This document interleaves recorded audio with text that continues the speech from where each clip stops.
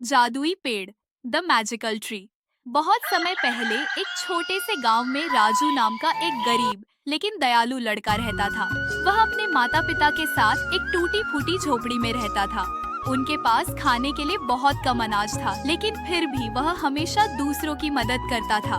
एक दिन राजू जंगल में लकड़ियां इकट्ठा कर रहा था। रास्ते में उसने देखा कि एक बूढ़ा साधु बहुत प्यासा और भूखा था। राजू ने अपने पास बचा हुआ आधा रोटी और पानी साधु को दे दिया।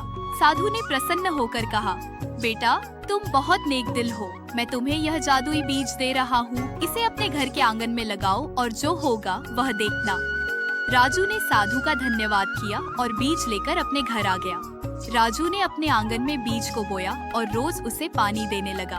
कुछ ही दिनों में वहाँ एक अनोखा पेड़ उगाया, जिसकी पत्तियां सोने जैसी चमक रही थी और तना चांदी जैसा दिखता था। एक रात जब राजू सो रहा था तो अचानक पेड़ ने बोलना शुरू किया, राजू मैं एक जादुई पेड़ हूँ। रोज सुबह मेरे नीचे से जो भी फल गिरेगा उसे तुम ले सकते हो। हर फल तुम्हारी एक इच्छा पूरी करेगा। राजू बहुत खुश हुआ। अगली सुबह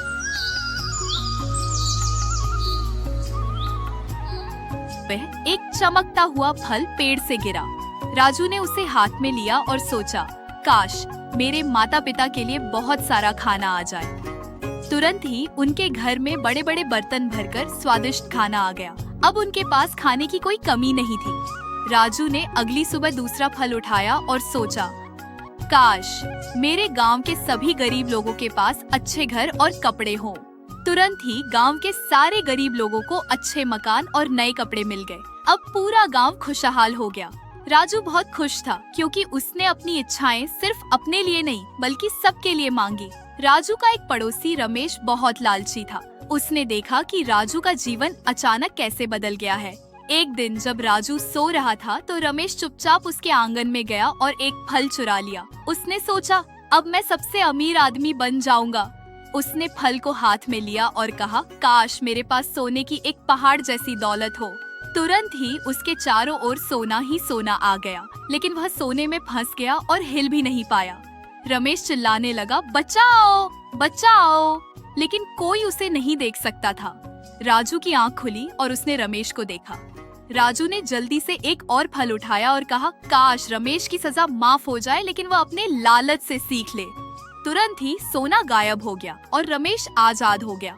उसने रोते हुए राजू से माफी मांगी और कहा, मैं समझ गया कि लालच का नतीजा बुरा ही होता है। अब मैं नेक इंसान बनूंगा। राजू ने मुस्कुराया और उसे गले लगा लिया। अब राजू ने अपनी आखिरी इच्छा मांगी और बोला, काश ये पेड़ हमेशा मेरे गांव के लोगों की मदद करता रहे।